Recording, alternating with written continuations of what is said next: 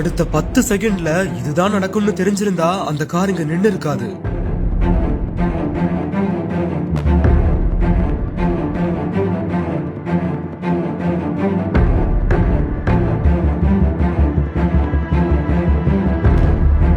கேரள மாநிலம் கண்ணூர் மாவட்டம் பொன்னச்சேரி பகுதியில் நடந்த கடுமையான சாலை விபத்து தொடர்பான சிசிடிவி காட்சிகள் வெளியாகி பரபரப்பை ஏற்படுத்தி வருகிறது.